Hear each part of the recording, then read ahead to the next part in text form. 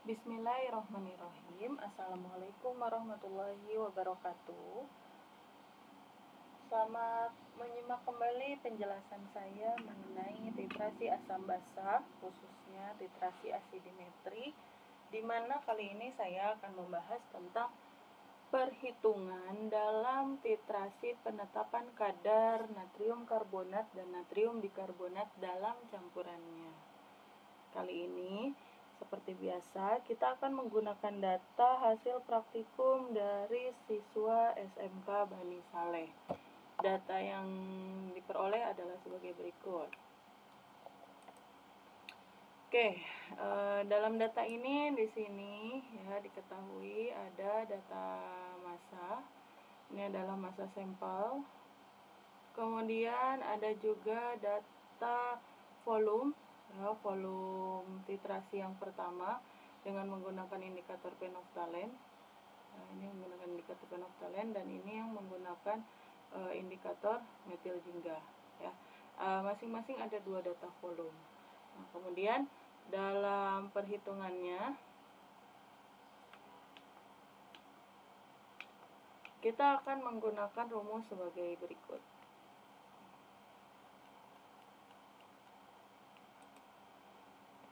Yang akan kita cari itu nanti yang pertama persen Na2CO3, kemudian yang selanjutnya adalah persen dari NaHCO3. Nah, rumusnya Fp sampel dikali 2V1 kali normalitas HCl dikali Be. Nah, faktor pengencernya itu kita ingat-ingat lagi ya prosedurnya. Dalam prosedurnya itu ya, di sini ditunjukkan bahwa larutannya itu dibuat sebanyak 100 ml.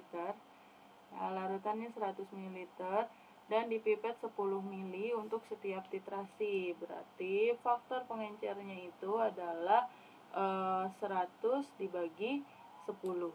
Ya. Untuk faktor pengencernya 100 dibagi 10. Kemudian data volumenya di sini kita hitung dulu ya rata-ratanya. Normalitas HCl-nya didapat dari data hasil standarisasi. Kemudian Be natrium karbonatnya nanti kita hitung. Ya, natrium karbonat itu valensinya, ingat ya, valensinya 2. Kemudian di sini faktor pengencer sampel sama, nanti kita hitung. V2-nya juga nanti kita hitung dulu. Normalitas dari data standarisasi, Be juga nanti kita hitung, di mana natrium bikarbonat itu nilai valensinya adalah 1. Dan miligram sampel itu adalah yang ini. Oke. Kita siapkan dulu data-data yang diperlukan. Nah, yang pertama, kita harus menentukan dulu faktor pengencer. Volume yang dibuat dibagi volume yang bereaksi. Nah, yang kita buat itu kan tadi 100 mili. Kemudian dipipet 10 mili tiap titrasi, berarti faktor pengencernya 10.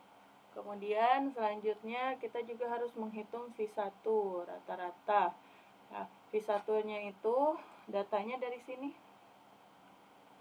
Ya, 5 dan 4,8 kita hitung rata-rata dari V1.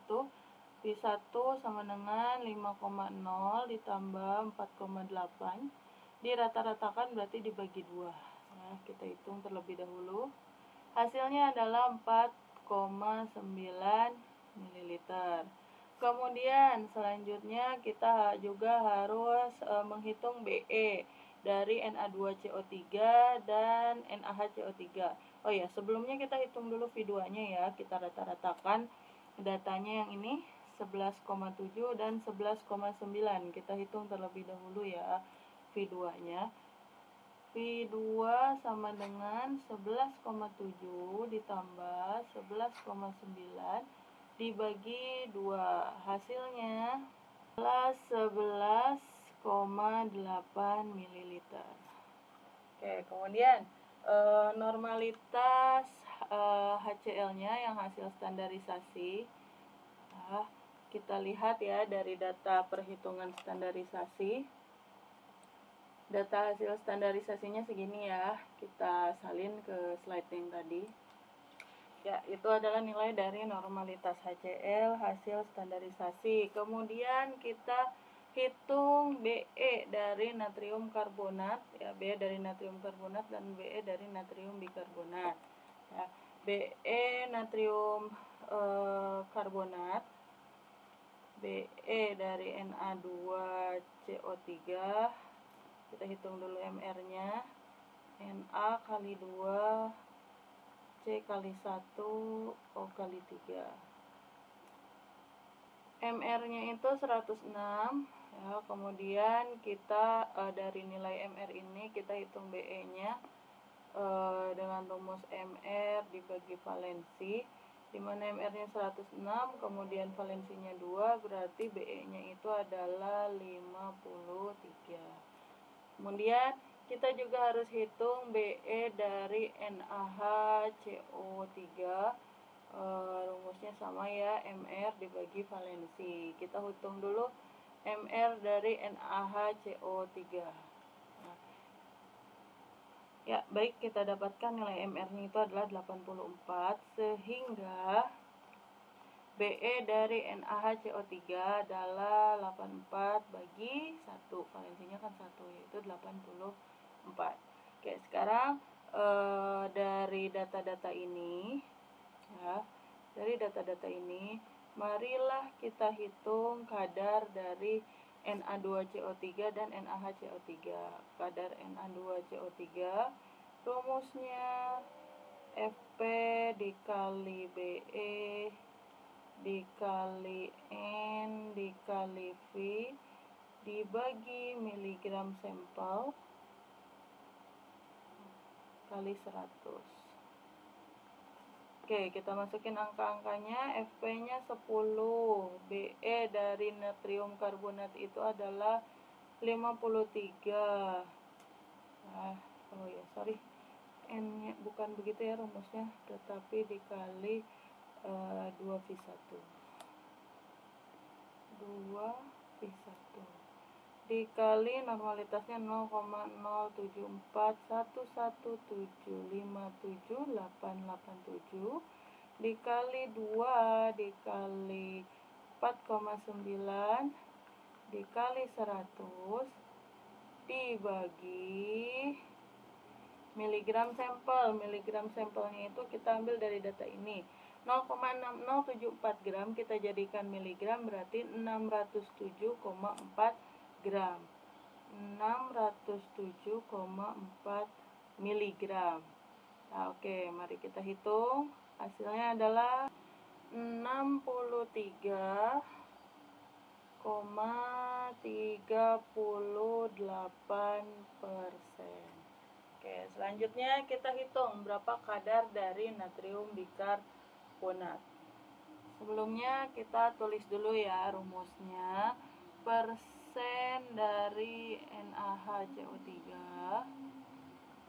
sama dengan Fp dikali BE dikali rumusnya kita lihat dulu ya, V2 dikurangi 2V1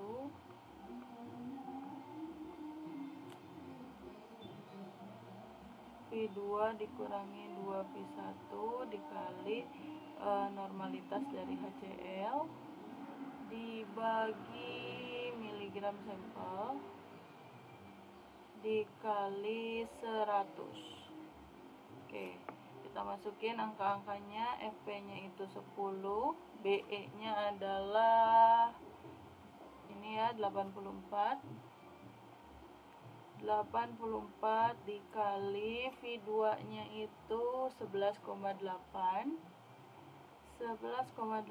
dikurangi 2 dikali V1-nya itu 4,9 dikali 4,9, kemudian dikali normalitas HCl-nya itu 0,07411757887 kali 100 dibagi dengan miligram sampel. Miligram sampelnya itu adalah 607,4.